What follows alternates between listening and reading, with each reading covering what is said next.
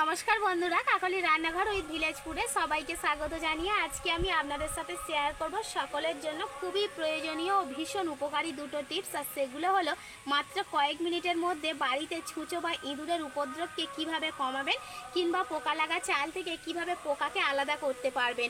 আর কোনো রকম কেমিক্যাল ছাড়া বা ওষুধ ছাড়াই কিন্তু আজকের আমি বিনা খরচে একদম পুরো প্রসেসটা আপনাদেরকে দেখিয়ে দেবো। আপনারা প্লিজ প্রথম থেকে শেষ পর্যন্ত পুরো ভিডিওটা দেখতে থাকুন, আশা করছি খুবই ভালো লাগবে। আর যে সকল বন্ধুরা এখনো পর্যন্ত নতুন, তারা যদি ইউটিউব থেকে দেখেন তাহলে চ্যানেলটিকে সাবস্ক্রাইব এবং ফেসবুক পেজ থেকে দেখলে পেজটাকে ফলো করে আমার পাশে থাকবেন। তাহলে চলুন আজকের ভিডিওটা শুরু করে ফেলি। বন্ধুরা, আপনাদের কিন্তু অনেকেরই মনে হতে পারে যে আমি রান্না না দেখিয়ে কেন টিপস দেখাচ্ছি আপনাদেরকে। তো আমি একটাই কথা বলবো, আমার রান্নাঘরের অবস্থা কিন্তু ভীষণই খারাপ। কারণ এর আগে যে কয়েকদিন ধরে বৃষ্টি হয়ে গেল তার জন্য রান্নাঘরটা একদমই ভিজে হয়েছিল, মানে কদিন রান্না করাই যাচ্ছিল না, খুব খারাপ অবস্থার মধ্যে রান্না করতে হয়েছিল। তারপরে যদিও বা একটু রোদ দেওয়ার পরে আবার দিয়েছে বৃষ্টি, আবার পরপর দুদিন বৃষ্টি হয়েছে একটানা। দেখুন আমার রান্নাঘরের অবস্থাটা কীরকম, কত দূর পর্যন্ত জল উঠে আছে। আর উনানটা একদমই ভিজে বলতে পারেন। উনান যদি না আমি জ্বালতে পারি তাহলে রান্নাটা কিভাবে করব বলুন। তো রান্না মানে উনান জ্বালে রান্না করাটা এখন অসম্ভব হয়ে গেছে। তো আজকে একটু রোদ দেখা দিয়েছে, তো এরকম 2-1 দিন রোদ দিলে কিন্তু রান্নাঘরটা একটু মানে ভালো অবস্থায় আসবে, আমি আবারও রান্না দিতে পারবো। তো আরও ভালো ভালো রান্না আমি আপনাদের জন্য নিয়ে আসবো।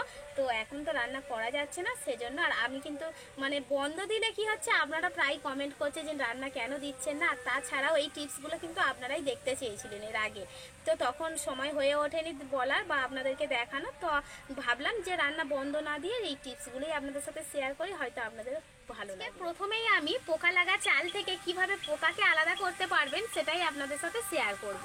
তো আমি বলবো এখন বর্তমান সময়ে পোকা লাগা চাল থেকে কিন্তু খুব সহজে পোকাকে বের করে দেওয়া যায়। অনেক রকম কেমিক্যাল ওষুধ কিংবা অনেক রকম হয়তো নতুন নতুন পদ্ধতি বেরিয়েছে। তবে আজকে আমি যেটা শেয়ার করব না সেটা আমার মা, ঠাকুমা, এমনকি আমার শাশুড়ি মা যেটা করেন, একদম বিনা খরচে, মানে কোনো রকম বাজারে গিয়ে দোকান থেকে গিয়ে কিছু কিনে আনতে হবে না, বাড়িতে থাকা মাত্র কয়েকটা জিনিস দিয়েই কিন্তু আপনারা এই সহজ কাজটা করে নিতে পারবেন। তাছাড়া আর কি বলুন তো, এই বর্ষাকালটার জন্য কিন্তু পোকা লাগাটা মেন, কারণ এই বর্ষাকালেই আমাদের দেখেছি বেশি পোকাটা লাগে চালের মধ্যে। আর শুধু চাল বলবো না, চাল, গম, এমনকি কড়াই, ডাল, যাদের বাড়িতেই যা থাকুক না কেন দেখবেন একটু পোকা লাগে। আর এই পোকা লাগা চালের ভাতটা খেতেও কিন্তু খুব একটা ভালো লাগে না। তাছাড়া আমরা যদি কোনো রকম ওষুধ বা কেমিক্যাল, এখন যে ট্যাবলেট বা পাউডার উঠেছে, ওগুলো যদি চালের মধ্যে দিয়ে রাখি তো ওই ভাতটা খাওয়াটাও কিন্তু খুব ভালো নয়, কারণ বাচ্চাদের জন্য তো ভীষণই খারাপ। তাই আমি বলবো আজকের আমি যে টিপসটা আপনাদের সাথে শেয়ার করব, আপনারাও এই টিপসটা কাজে লাগাবেন, খুবই উপকার পাবেন। আমি বলবো চালে পোকা বা লাগবে কেন, আর চালের পোকাটাকে আমি কেন বের করব। তার জন্য আমি বলি, প্রথমত কিন্তু আমরা যে চাল বা কড়াই, গম, যা কিছু বলুন না কেন, এই যে জিনিসগুলো আমরা যেখানে রাখবো, যেমন ধরুন অনেকে রয়েছেন যারা কিন্তু সারা বছরের জন্য চালটা একবারই তৈরি করে নেন। যেমন আমার বাড়িতে পুরো একবারের জন্য চাল তৈরি করে নেওয়া হয় আর বড় ড্যামের মধ্যে ভরে রাখা হয়। এরকম অনেকেই করেন যারা বস্তা, ড্যাম কিংবা পিপের মধ্যে রেখে দেন, কিংবা হয়তো রেশনের চাল বহুদিন ধরে ধরে রেখে এক জায়গায় করে রাখেন, কিংবা যারা হয়তো একসাথে বেশি করে চাল কিনে নেন, সেরকম লোকেদের জন্যই আমি বলছি।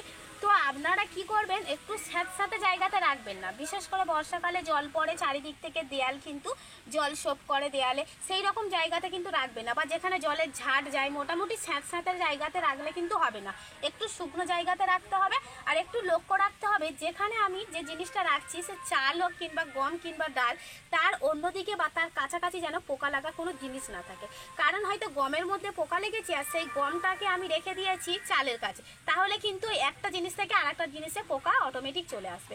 কারণ এই পোকাগুলো ওড়ে বায়ে, মানে এক বাড়ির মধ্যে কোথাও থাকলেই যদি আপনি মানে ধানের যে তুষ বা গুঁড়োটা থাকে না, ওটাও যদি কাছাকাছি রেখে দেন চালের, দেখবেন ওই তুষ বা গুঁড়োর পোকাটা কিন্তু চলে আসবে চালে।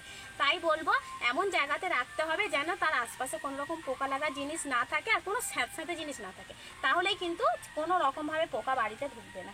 যেমন দেখুন আমার বাড়িতে, আমার ড্যাম থেকে আমি চালটা বের করে নিয়ে এসেছি আজকের। এই দেখুন, এই চালটা একদম যেমন যখন চাল করে রাখা হয়েছিল ঠিক তেমন, দেখুন কোনো রকম একটা পোকা আপনি খুঁজে পাবেন না, একটা না। আর এই চালটা কিন্তু আমাদের সারা বছরই খাওয়া হবে, সে বর্ষা, শীত, গ্রীষ্ম, সব সময়। আর এই দেখুন একটা কড়াই দেখাচ্ছি, দেখুন যেমন আমাদের বাড়িতে থাকে খেসারি কড়াই, মুখ কড়াই, ঠিক তেমনই দেখুন খেসারি কড়াইয়ের মধ্যেও কিন্তু একটুও পোকা নেই, একটুও না। আর এই যে প্লেটটার মধ্যে আমি চালটা নিয়েছি দেখুন, এটা কাকিমাদের চাল। ওনাদের চালে পোকা লেগে গিয়েছে, সেই জন্যই কিন্তু আমি ওনাদের থেকে একটু চাল নিয়ে এসেছি। এই দেখুন চালের মধ্যে পোকাটা দেখুন কিভাবে বাইছে। আর এইভাবে পোকা যদি এই চালের মধ্যে থেকে যায় তাহলে চালটা কুড়ে কুড়ে না খেয়ে নেবে।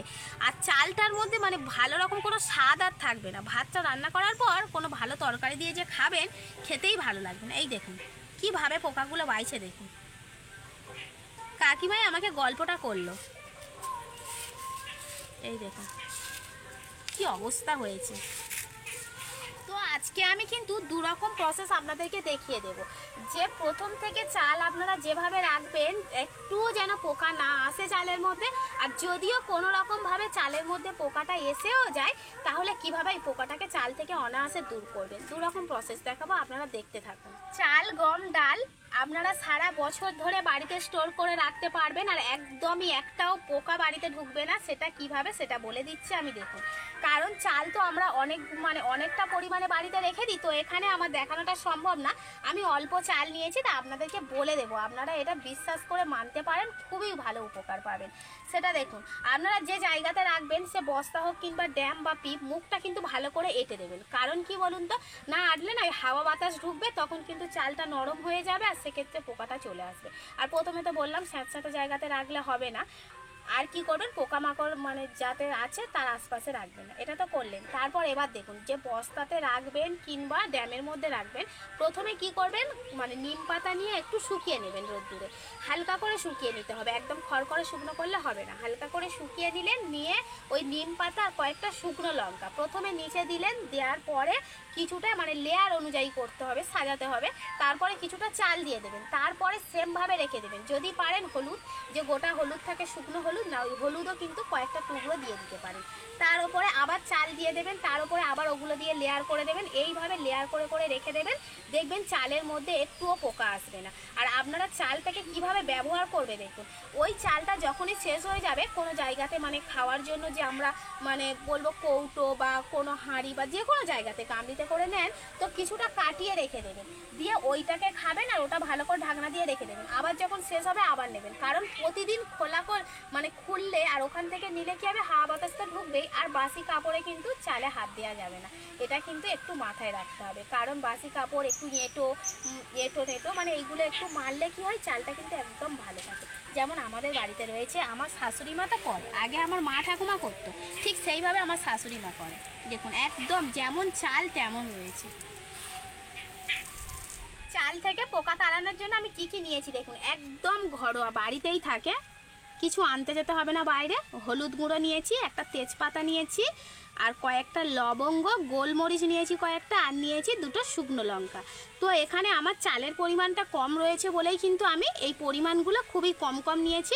আপনাদের যদি চালের পরিমাণ বেশি থাকে, বস্তা বা পিপে রাখতে চান, তাহলে কিন্তু পরিমাণটা বাড়িয়ে নেবেন।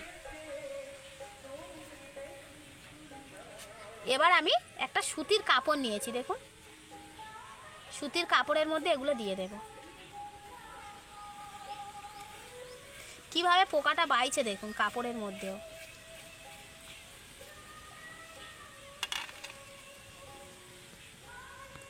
আপনারা বলতে পারেন যে চালগুলোকে নিয়ে রোদ্দুরে দিলেই পোকাগুলো বেরিয়ে যাবে, তবে কিছু পোকা যাবে, আবার কিছু পোকা দেখবেন থেকে যাবে। ওই চালটা আবার রেখে দিলে না, ওই পোকা থেকে আবার পোকা ভর্তি হয়ে যাবে। এবার এই কাপড়টাকে আমি মুড়ে নেব। আর যদি বেশি চাল হয় তাহলে কিন্তু একটু বেশি সময় ধরে রেখে দিতে হবে, ধরো 1 থেকে 2 দিন এইভাবে রেখে দেবেন। তারপরে চালটা বের করে দেখবেন একটা পোকাও থাকবে না। আর যদি রোদ্দুরে দেন বা ঝেড়ে নেন, দেখবেন পোকাগুলো মরে কিন্তু চালের মধ্যেই থেকে যাবে, তখন আরও বাজে ব্যাপার হয়ে যাবে। আর এটা হলে কি হবে, পোকাগুলো চালের মধ্যে থাকবেই না, বাইরে বেরিয়ে চলে যাবে। এবার আমি কি করব, চালের মধ্যে এই পুঁটুলিটাকে ঢুকিয়ে দেব। যেহেতু অল্প চাল নিয়েছি সেজন্য কিন্তু সময়টা খুবই কম লাগবে, আধ ঘন্টা সময় দিলেই হবে। দেখবেন চাল থেকে পোকাগুলো কিভাবে চলে যায় আর চালটা কতটা পরিষ্কার হয়ে যায়। এবার আমি একটু চাপা দিয়ে দেব, তবে পুরোটা না, একদিকটা একটু এইভাবে আলগা করে রাখবো, যাতে পোকাগুলো এখান থেকে বেরিয়ে যায়। ওদের বেরোনোর তো পথটা রাখতে হবে। এবার আমি ইঁদুর তাড়ানোর দুটো প্রসেস আপনাদের সাথে শেয়ার করব। আর ইঁদুরের জন্য মানে ইঁদুরের বা ছুঁচোর উপদ্রবে কিন্তু আমরা মাঝে মধ্যে খুবই অতিষ্ঠ হয়ে যাই। যাদের বাড়িতে ধান চাল থাকে তারা তো বেশি অতিষ্ঠ হয়ে যায়। তাছাড়া পাকা ঘরে মানে যে কোনো সময়ে রান্নাঘরে সব সময় ইঁদুরের উৎপাত কিন্তু হতেই থাকে। তাই এটা কিন্তু একটা খুব বড় সমস্যা হয়ে দাঁড়ায়। আর ইঁদুরদের মানে ইঁদুর তাড়ানোর জন্য এখনকার সময় অনেক রকম পদ্ধতি বেরিয়েছে, তবে সেক্ষেত্রে কিন্তু দুই একটা ইঁদুর হয়তো চলে যায়, কিন্তু দেখবেন ঘুরে ফিরে আবার সেই চলে আসে ইঁদুরগুলো, একেবারে আর কি মরে যায় না। তবে আজকের আমি যে পদ্ধতিগুলো দেখাবো এইভাবে যদি আপনারা বাড়িতে ব্যবহার করেন না, ইঁদুর একেবারেই বাড়ি থেকে দূর হয়ে যাবে। মানে ইঁদুরগুলো বাড়ি থেকে তো পালিয়ে যাবেই, তাছাড়া বাইরে বেরিয়ে গিয়ে দেখবেন হয়তো মরে যাবে। আর তাছাড়া কি বলুন তো, এখনকার সময় যে বিষ বা কোনো যে ওষুধগুলো যে উঠেছে ইঁদুর মারার জন্য, ওগুলো দিলে কিন্তু ভীষণ ক্ষতি হতে পারে, বাড়ির বাচ্চারা থাকতে পারে, কিংবা বাড়িতে যদি আর অন্য কোনো পশু পাখি থাকে তার জন্য কিন্তু ভীষণ ক্ষতিকর। তাই ওগুলো ছাড়া একদম বাড়িতে থাকা কয়েকটা জিনিস দিয়েই কিন্তু এই পদ্ধতিটা করা যায়। দেখুন, দুটো প্লেটে আমি নিয়ে নিয়েছি ময়দা। আপনাদের বাড়িতে মানে যে এগুলো একদমই টাটকা নিতে হবে এমন কোনো কথা নেই। যেগুলো একদম মানে কি বলবো এক্সট্রা হয়ে যায়, নষ্ট হয়ে যায়, সেগুলোও নিতে পারেন। আটাও নিয়ে নিতে পারেন, কিংবা ছাতু যে থাকে সেগুলো নিতে পারেন, কিংবা বাড়িতে যদি ময়দা থাকে নিয়ে নিতে পারেন। যে কোনো একটা নিয়ে নেবেন। আর দুটো প্রসেসে আমি দেখাবো, তাই দুটো প্লেট নিয়ে নিয়েছি। প্রথমে একটা প্রসেস আমি দেখাচ্ছি। দেখুন, এখানে আমি নিয়ে নিয়েছি ময়দার সাথে একটু বিস্কুটের গুঁড়ো। বিস্কুট তো সবার বাড়িতে থাকে, তাই একটু গুঁড়ো করে নেবেন। বা এরকম দেখবেন বিস্কুট খাওয়ার পর নিচের দিকে এরকম গুঁড়ো পড়েই থাকে, তাই একটু বিস্কুটের গুঁড়ো দিয়ে দেবেন। এতে করে কি হয়, সেন্টটা এত সুন্দর হয় যে ইঁদুরটা আসতে কিন্তু খুবই সুবিধা হয়। এই গন্ধে ইঁদুর চলে আসে। পারলে একটু গন্ধযুক্ত জিনিস দিয়ে দেবেন, একটু ঘিও দিয়ে দিতে পারেন যাতে করে ইঁদুরটা আসে। এবার যে মেন জিনিস সেটা হলো লঙ্কা গুঁড়ো। প্রথমেই কিন্তু আমি লঙ্কা গুঁড়ো দেবো। আর এটা কিন্তু কাশ্মীরি লঙ্কার গুঁড়ো দেবেন না, এখানে কিন্তু একদম ঝাল লঙ্কার গুঁড়োটা দিয়ে দেবেন। এবার আমি অল্প অল্প জল দিয়ে কিন্তু এটাকে মেখে নেব, নিয়ে একটা ডো মতো তৈরি করে নেব। একদমই সহজ,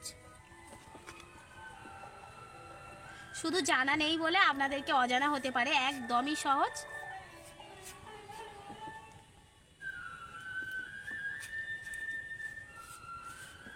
বেশি জল দেবেন না, অল্প জল দিয়ে যেমন করে ডো বানাই ঠিক সেরকমভাবে বানিয়ে। ময়দাটা আমি ভালো করে মেখে নিয়েছি। এবার কয়েকটা গুলি গুলি করে নেব, মানে গুলির মতো গোল গোল করে নেব আর কি, একদম ছোট ছোট করে নিয়ে যেখানে বেশি ইঁদুর চলাচল করে বা যেখান থেকে ঢুকতে পারে, রান্নাঘরে, সিলিন্ডারের নিচে, ওভেনের তলায়, এগুলো একটা করে ঢুকিয়ে দেবেন। আর একদিন করলে কিন্তু হবে না, বেশ কয়েকদিন পর পর করতে হবে, 2 থেকে 3 দিন। তারপরে দেখবেন যে ইঁদুর একেবারে চলে গেছে। আর কি আর একটা জিনিস যেটা মাথায় রাখতে হবে সেটা হলো আশেপাশে কিন্তু জল রাখা যাবে না। যেখানে যেখানে এগুলো দেবেন ঠিক আশেপাশে জল রাখবেন না, আর মিষ্টি জাতীয় কোনো খাবার রাখবেন না। এবার আমি দ্বিতীয় প্রসেসটা দেখাবো। তার জন্য কিন্তু আমি ময়দা নিয়ে নিয়েছি। আপনাদের বাড়িতে যার কাছে যা থাকবে, আটা থাকলেও হবে, সেটাই নিয়ে নেবেন। এবার আমি যেটা করব, এটার মধ্যে দিয়ে দেবো হারপিক। দেখুন, এটা কিন্তু আমাদের টয়লেটের হারপিক না, এটা কিচেনে ব্যবহার করা হারপিক, যে টাইলস পরিষ্কার করার সময় যে হারপিকটা লাগে সেটা নিয়েছি। কিছুটা হারপিক দিয়ে দেব।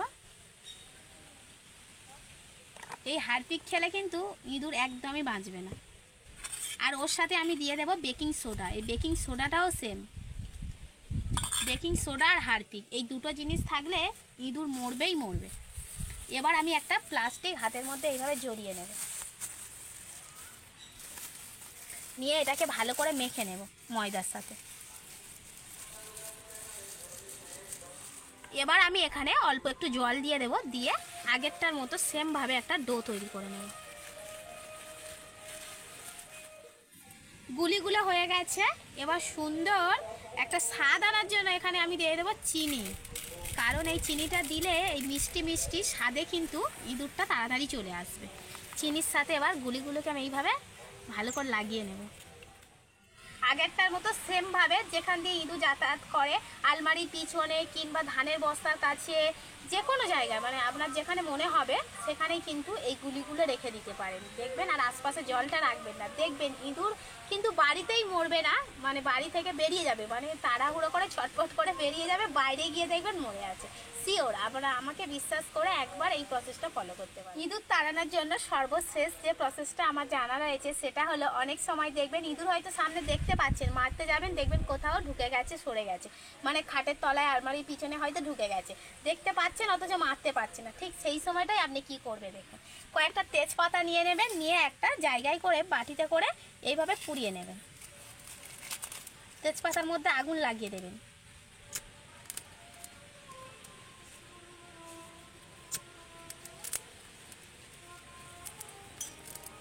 এরকম শুকনো তেজপাতাতে আগুন লাগালে কিন্তু আগুনটা জ্বলে যাবে। আর ঠিক সেই সময় যখনই জ্বলবে তখনই আপনি কি করবেন, একটু গোলমরিচের গুঁড়ো নিয়ে নেবেন, নিয়ে কি করবেন ওই আগুনের ওপর এইভাবে দিতে থাকবেন। এই গন্ধে না ইঁদুরটা অটোমেটিক বেরিয়ে আসবে, ছুটে পালিয়ে যাবে আপনার ঘর থেকে। ঠিক এইভাবে এই যে ধোঁয়াটা হবে আর এই গন্ধে ঠিক ওই জায়গাটাতে দিয়ে দেবেন, ছুটে পালিয়ে যাবে। এবার আমি চালের প্লেটগুলোকে নিয়ে নিয়েছি, এবার ঢাকনা খুলে দেখব যে চালটার মধ্যে পোকা ছিল সেই চালটার কি খবর। দেখুন প্লেটের মধ্যে কিন্তু পোকা তো নেই। এবার চালগুলো আমি উল্টে পাল্টে দেখব, আর যে পুঁটুলিটা রেখে দিয়েছিলাম সেটাকে বের করে নেব। আপাতত তো আমি চালের মধ্যে কোনো রকম পোকা দেখতে পাচ্ছি না। দেখুন আপনারা দেখতে পাচ্ছেন কিনা দেখুন, একটা পোকা নেই। একটা যদি পোকা থাকে আমাকে বলবেন। আর আমি কিন্তু বেশিক্ষণ রাখিনি, যতক্ষণ পর্যন্ত ইঁদুর মারার পদ্ধতিটা দেখালাম ঠিক ততক্ষণ পর্যন্ত আমি চাপা দিয়ে রেখেছিলাম, বেশিক্ষণ কিন্তু হয়নি। দেখুন তার মধ্যেই চালের পোকাগুলো নিমেষেই যেন কোথায় চলে গেছে, আশপাশেও কিন্তু দেখতে পাবেন না, কোথাও চলে গেছে। মানে এই যে ঝাঁঝালো একটা গন্ধ, হলুদ ছিল লঙ্কা ছিল, তার জন্যই কিন্তু চলে গেছে। আর আমার যে ভালো চালটা ছিল, দেখুন দুটো চাল একসাথে করছি এক জায়গাতে, দেখে চিনতে পাচ্ছেন কিনা দেখুন, যেটা ভালো চাল না এটা পোকা চাল, চেনাই যাচ্ছে। তাহলে বন্ধুরা চালে থেকে পোকা বের করা, এমনকি চালের মধ্যে কোনোদিন পোকা না হওয়া, তাছাড়া ইঁদুর তাড়ানো বাড়ি থেকে আমি যে পদ্ধতিগুলো আপনাদেরকে দেখালাম স্টেপ বাই স্টেপ, আপনারা কিন্তু অনেকগুলো পদ্ধতি দেখিয়েছি, সবগুলো পদ্ধতি মানতে হবে এমন না, আপনারা কোনো একটা মেনে দেখবেন আর তারপরে কিন্তু আমাকে অবশ্যই কমেন্ট করে জানাবেন। আর আমার আজকের এই পুরো প্রসেসটা আপনাদের কেমন লাগলো সেটা কিন্তু অবশ্যই কমেন্ট করে জানাবেন। আর ভালো লাগলে লাইক কমেন্ট শেয়ার সাবস্ক্রাইব এবং ফলো করে আমার পাশে থাকবেন, আর আমার নিত্য নতুন রেসিপিগুলো দেখতে থাকবেন। আজকের মতো এখানেই শেষ করছি, সবাই ভালো থাকবেন, সুস্থ থাকবেন, দেখা হবে নেক্সট ভিডিওতে।